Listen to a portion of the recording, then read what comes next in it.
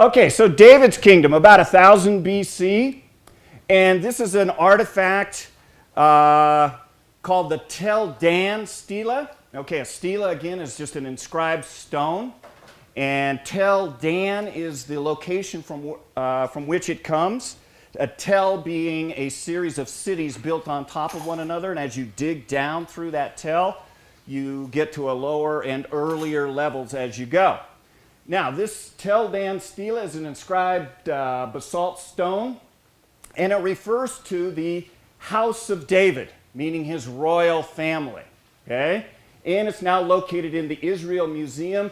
And right there is where it refers to the house of David. And David is the oldest or the earliest biblical king that we have a record of in archaeology. Okay? So, as we're working through this, the second artifact that we have is the Tel Dan stela that references the house of David. So those are our first two, Israel and David, referenced in the archaeological record. Now, as we go through this, as you guys have questions, raise your hand, ask questions. I'll be happy to respond to anything as we're working through this material. So be sure and do that. Okay? All right. Here's an interesting thing. Egypt, after Israel had exited out of their land, still had relations with the people up in Israel, and some of those relations were not all good. And at one time, they attacked Israel, and this would be about 925 BC. This was subsequent to the reign of Solomon. And they attacked up into the Israelite region. And the Bible says, because they had been unfaithful to the Lord, Shishak, king of Egypt, attacked Jerusalem in the 5th year of King Rehoboam with 1,200 chariots and 60,000 horsemen. He captured the fortified cities of Judah and came as far as Jerusalem. All right, so what we have here is a reference to a pharaoh by the name of Shishak attacking up into Israel during the time of Rehoboam. Interestingly enough, if you go down to Egypt, at a place called the Karnak Temple in Luxor. How many have been to Egypt? Anybody? Been to Luxor? Oh, where did you go? Alexandria and Cairo. Oh, the Cairo? Yeah, Alexandria. And did you get to Luxor? No, just the same Cairo. Cairo? Yeah. Cairo's a good place to go to and get out of. You want to see the pyramids and the Egyptian Museum and then get the heck out of there. But Luxor down south, which is Upper Egypt, upriver, has a large number of very large temples, very interesting artifacts. It's just fantastic. And the city is a lot more peaceful and easy living down there. In any case, there's a place called the Karnak Temple. A huge temple, or temple complex. It's like 100 acres in size. And there's buildings and buildings and artifacts just all over the place. And in there, though, along this one wall, there is a carving that shows Pharaoh Shishak and an invasion up into Israel. So again, here we have, or to show you more closely, we have on the right, this is actually one of the gods leading some of these cities, the captured cities, by ropes.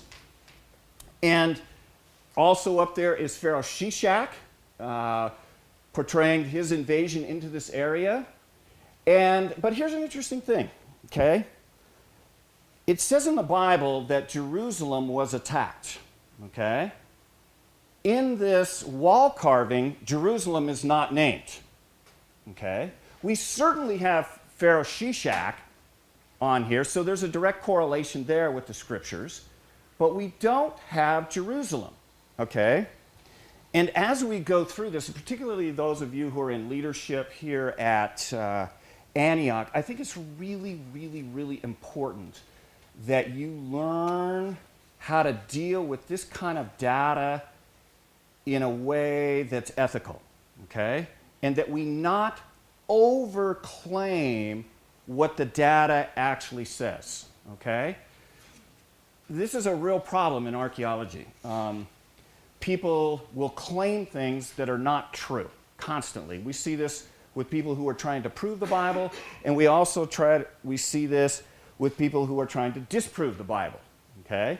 And I want to just ask you, did any of you see in the last week or so the article in the bulletin about the camels in the Bible? Did you see that? Okay.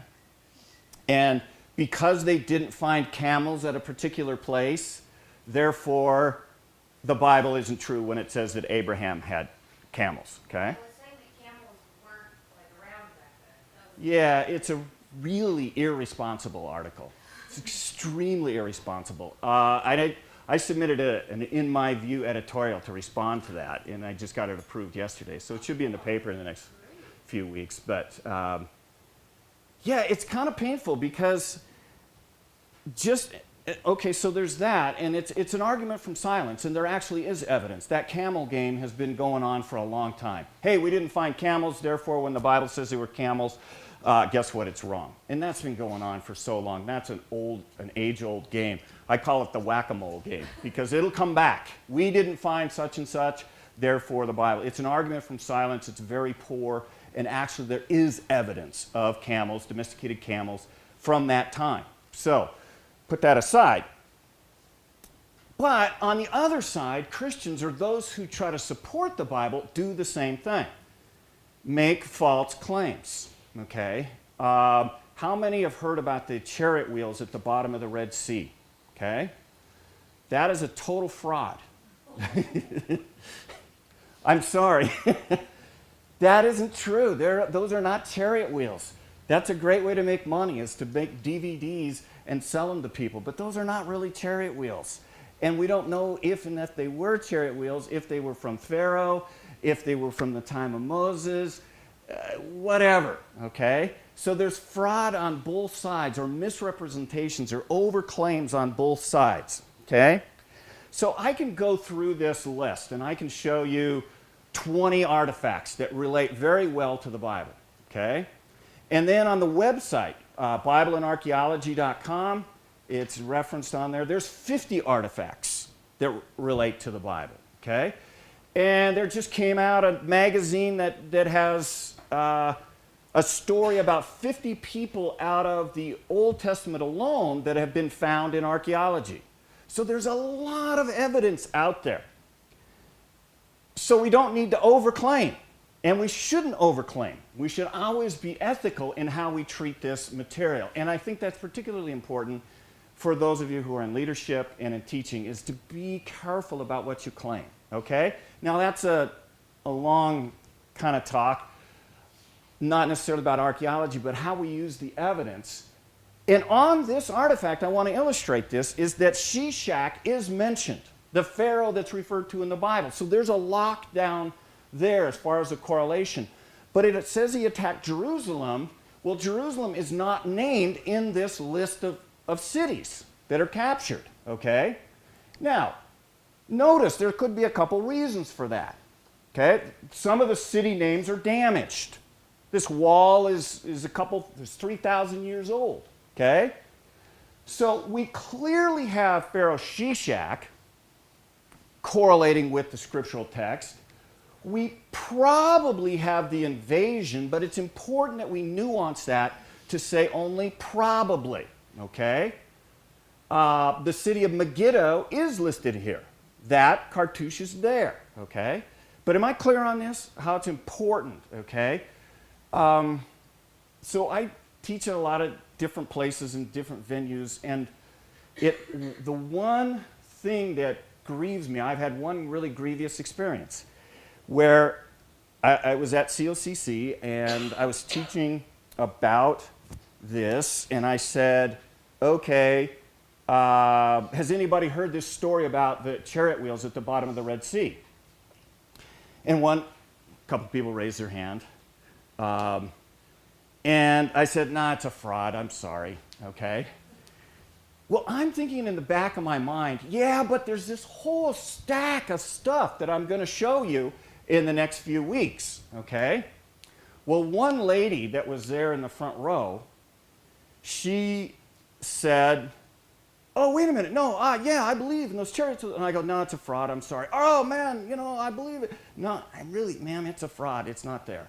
But I'm thinking in the back of my mind, hey, I'm going to come back, I'm going to give you, there isn't a McDonald's burger, but we've got In-N-Out, Taco Bell, pizza, whatever, Sub. We got tons of stuff, don't worry about it. I'm thinking that. She never comes back. And that has always grieved me because I'm thinking, oh man, somebody set her up for this. I pulled the rug, and she probably went back to her home and saying, oh, that guy's attacking the Bible and all of this, and that's as far from the truth as anything. But so if we don't nuance the truth correctly, we set people up to be smacked, okay? So it's important when we have data, and I can give you tons of data, but deal with it correctly, especially if those who are in leadership say this is a lockdown, this is a maybe, or this is just a guess. And tell it that way. We don't need to deceive people or overplay the evidence, because there's a lot out there. In any case, it's work of the Holy Spirit to give people faith, so we don't need to worry about overstretching anything. Okay, so integrity is a top priority. I stopped there on the third artifact because I want to drive that home as we go through this. Okay, so third artifact, Pharaoh Shishak, and probable invasion, but not certainly. Okay, so as we're going through here, now here's a great artifact, encounter with Moab. Moab's this little city down here, little country on the other side, the east side of the Dead Sea, the Moabites. And here is the Moabite stone, also called the Mesha Stela. It was found in the 1800s, and it contains references to big biblical figures such as the Israelite king Omri, Moabite king Mesha, as well as the covenant name of God, Yahweh, and it's now located in the Louvre. Okay? Little story behind this is kind of fun. You can see that it's sort of broken up. Okay? Well, when the first explorers, the European guys, came into this area in the 1800s, they were looking for artifacts. And the Bedouins who had this figured out that if they broke it up into pieces, they could get more money for it. So they built a fire under it, poured cold water on it, cracked it all up, and it spread all out everywhere. And they were right. It's a good business move because they paid the money, and they got it, and they put it back together. Now, they had made a cast of it ahead of time so that they knew how to put it all back together. But yeah, they were putting it, and they were using it as magic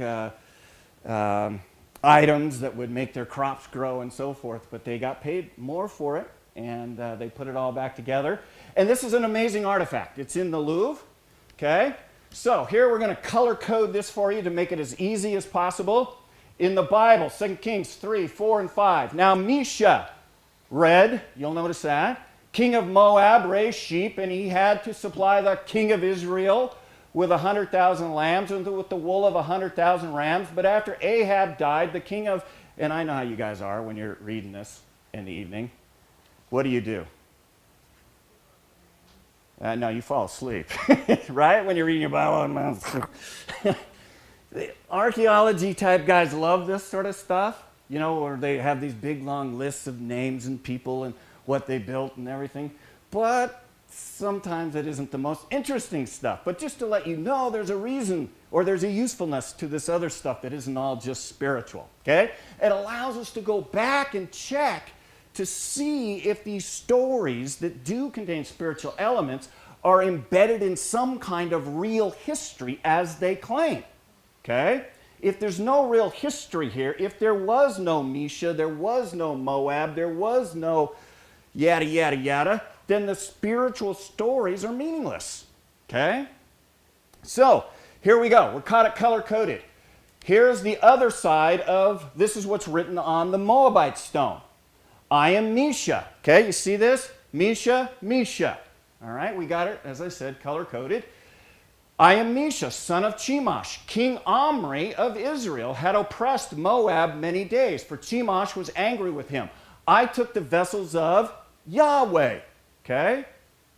So you see what we're doing here is we're able to, through archaeology alone, and we don't want to put the Bible as an excellent source historically in and of itself. We don't want to ever say, well, we're not going to believe it until we have archaeological justification. Okay, because archaeology isn't that precise and there's not a lot of stuff that's left. Okay, so it's an excellent source in itself. But it's nice when you have this kind of verification. Okay, so the fourth artifact, Moabite stone, references Omri, Mesha, and Yahweh. Okay, the covenant name of God. All right, if you're interested, this is not actually the oldest reference to Yahweh that we have in archaeology. Back about 1300 BC, there's a reference to Yahweh in Egypt as well, 1400 BC. Okay? So this is a covenant name of God, and it's mentioned a couple of times in archaeology. Okay? So let's move ahead in time. The Assyrian Empire. And, okay, how many people like Star Trek? Okay, what's the best series in Star Trek? The original, Next Generation? What do you like the best? The Next Generation. Most people like, yeah, that's good. Okay, hard to top Kirk and Spock, but if the rest, the Next Generation, it's good. The one without Shatner. You don't like Shatner? All right, okay. Well, the Next Generation, and who's the big evil villains in the Next Generation? The primary bad guys that they're always fighting against. Do you remember? The Klingons? Well, the Klingons, no. The Borg. Okay. Well, the Assyrians are like the Borg. Okay. You will be assimilated. The evil empire, if there ever was one. Okay.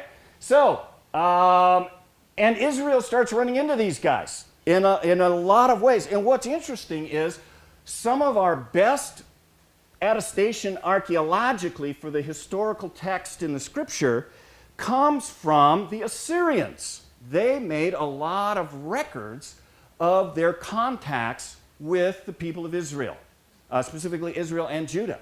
Okay? And there's some really good ones here that I'm going to show you. So even though they were bad guys, they were still, in some ways, working in the employ of God, because we can see the attestation that their archaeological records give us to the historical reliability of the scriptures. Okay, all that to say, they're the green guys up there. Okay, little Israel is down in the red, and here we go. The first Assyrian artifact references King Jehu. Okay, and this is called the Black Obelisk of Shalmaneser III. Who can say that real fast 3 times? Linda? Black Obelisk of Shalmaneser. It's a tough one.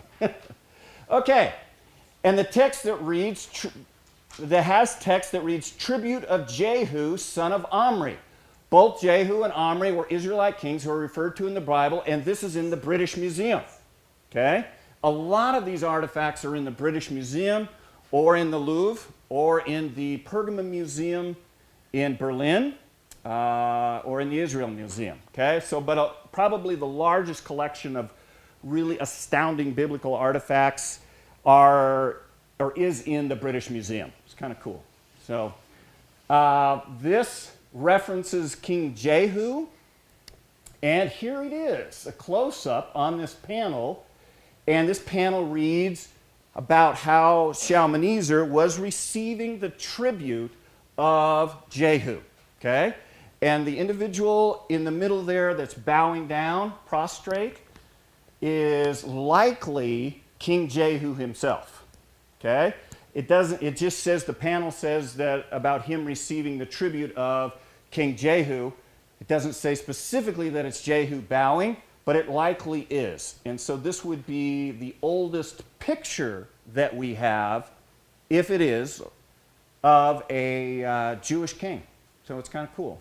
But you see them again embedded in history. All right? So, the Bible in Black Obelisk.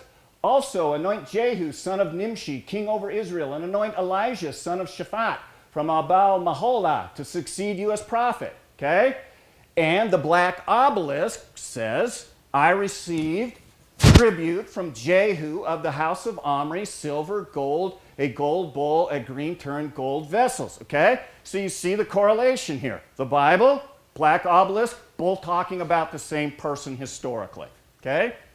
Let's move on. That's your fifth one. We're going to do 10 today and 10 next week, and we'll get into the New Testament next week. Okay? Here's one that I like. This is King Hazael. Now, he's not a Jewish king. He's a king, an Aramaic king, which is a neighboring country. And this says this inscribed basalt slab is known as the Stela of Zakur and was found in Syria. It refers to the Aramaic king Hazael, who was also referred to in the Bible in such passages as 1 Kings 19:15, and it is now located in the Louvre. Okay? So, the Bible and the Stela of Zakur. The Lord said to Elijah, "Go back the way you came and go to the desert of Damascus.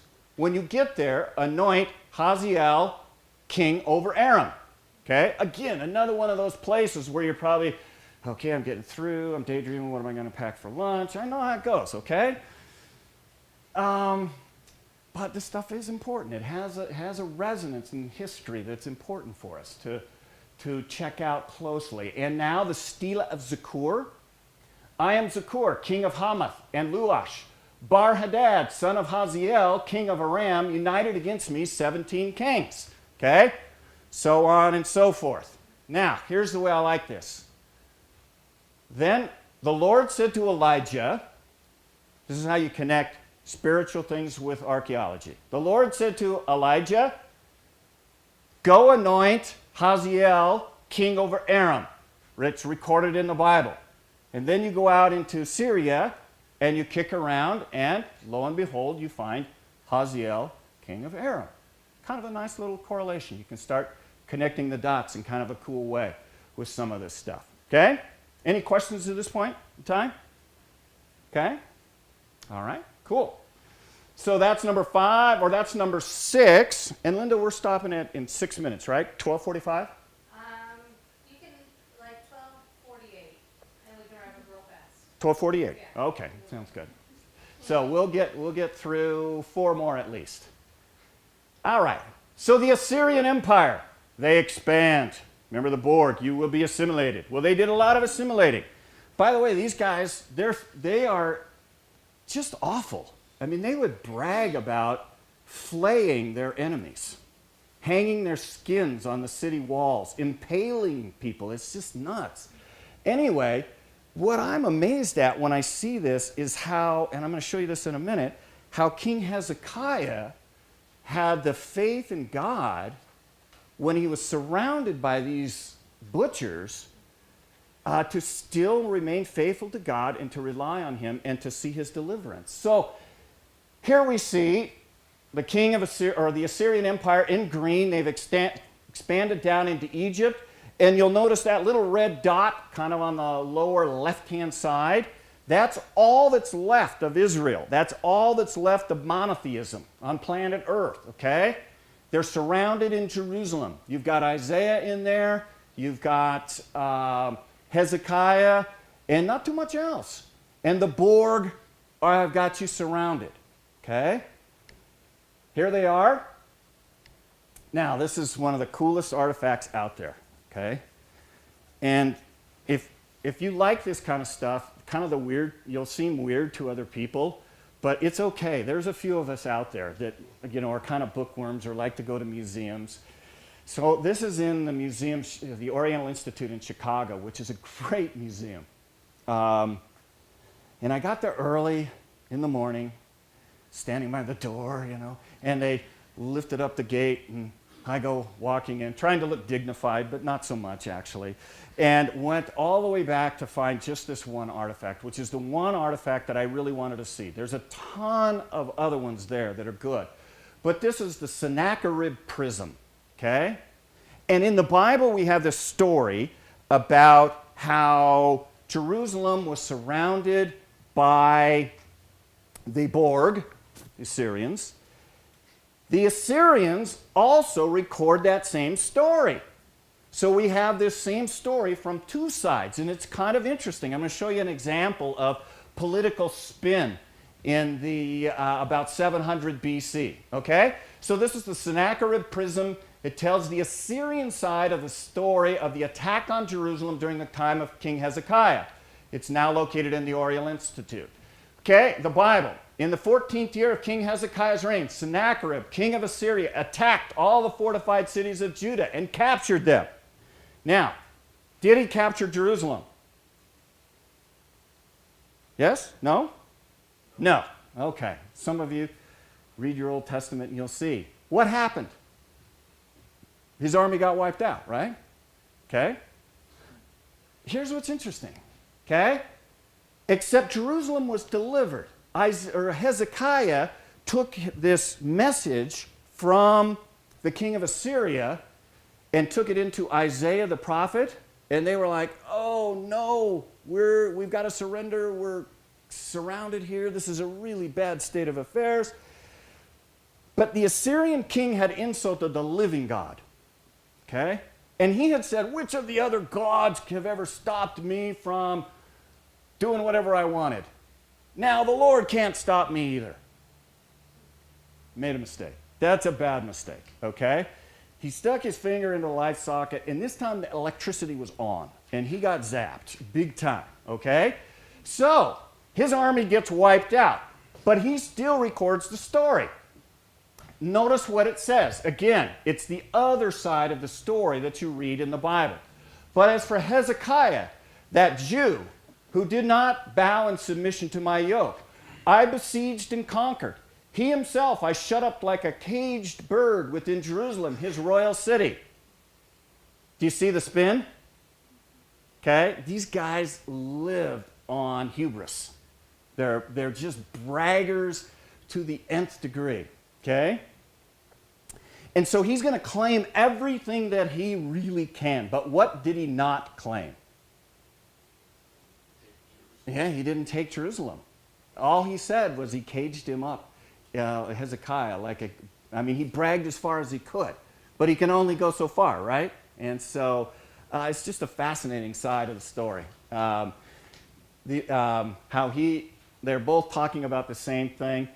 He goes as far as he can. And in his palace, and this also is now in the British Museum, but in his palace, he had a long wall relief showing his siege of Lachish, his attack on the city of Lachish, the Jewish city.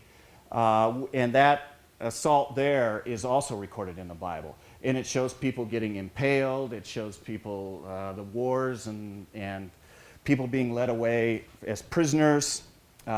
Really fascinating stuff. Okay? That, by the way, I have a small picture of that on the website, bibleandarchaeology.com, one of the resources there. Okay? So, the prism of Sennacherib, Hezekiah, and contradictions, Bible and archaeology. I'm not going to go through this in detail, but I oftentimes get asked, is there anything in archaeology that proves the Bible isn't true? Okay? The answer is no. Okay? Now, there are gaps in knowledge. There are things that have not been verified because a lot of stuff just isn't there anymore. So archaeology has limited capability in and of itself, okay? But I often get this question. I'm not going to go through it in detail because of time limitations here, but just suffice it to say is this is a ground that there's a lot of discussion, there's a lot of opinions and so forth, but it's a safe area to work in. I mean, this isn't like, we're made up some mythology here. There's more and more stuff being found all the time. So, and that's why I kind of enjoy it. Okay? There's some differences in details between the scriptures. I will show you this. Sennacherib claimed in his records that he had taken 800 talents of silver from the Jewish people. The scriptures record that he took 300 talents, okay? Now, that's a difference in detail. But there could be reasons why there are those differences. And, for instance, Sennacherib could be bragging over and above what he actually took. Or they could be talking about different shipments or different times, different a lot of different possible explanations. So that's the kind of detailed difference, but there's nothing out there that I think you need to be afraid of. Now, you will have serious discussions, but anyway, I think it's a safe and fun area to explore, okay? So, oh, and one other thing, sometimes when we don't have evidence for a particular thing, you need to append to that phrase, yet, okay? I remember a time when there were no archaeological finds that directly referred to King David. And then I remember when that was discovered in the 1990s. And so working in this field over the years, wow, we found this and we found that, and things are oftentimes found as we go. Another example is on some websites for a number of years and in books there's been a claim that the city of Nazareth was a mythological city. It never actually existed. And why? Because we haven't found it archaeologically, okay? Well, the issue is, in a few years ago, they found first century level Nazareth. So as we dig, we find more. It's kind of a fun deal, okay? So one more, Pharaoh Tirhakah. This is one of those sections in the Bible that you may not know or remember looking at in real detail, but here is a reference to now Sennacherib received a report that Tirhakah, the Cushite king of Egypt, was marching out to fight against him. Okay? So I was in Egypt, and before I went there, I looked up in the Bible every pharaoh that had a name, and I tried to find out where I could go see something from that pharaoh. Take a picture of it. Well, we went to the Karnak Temple in Luxor. And there's a place called the Edifice of Tirhakah. And there's this building out there. And I knew there was a picture of Tirhakah inside this temple, or in this building. But as we walked around it, the entrances were blocked up, one by a small restaurant that they had put in there, or next to it, and we couldn't get in. So I was with a teenager and another man, and we were looking over, and about the height of that window, we noticed as we looked and got back that there was a hole in the roof. So we went over and went through the hole into the roof, into this temple, or into this building. And we were looking around, and I was back in one of the rooms. This thing is large, huge building, and I had a flashlight, and I was shining it on the walls, and I yelled out to this young kid. He was 17 at the time. And I said, look for a guy worshiping God with a bunch of baboons. And a few minutes later, I heard this, I think I found it. I think I found it. And I came running back out to this area, and this is it. This is a picture of Pharaoh Tirhakah worshiping God with a bunch of baboons. And if you look real closely in the next slide, you'll see a baboon go running through. It's kind of fun. Okay? There you go. That's the end of that. Okay, so we will stop there, and that's number 9, Tirhakah, king of Egypt. We'll do 11 more next week, and we'll get into the New Testament, and thank you very much. Appreciate it.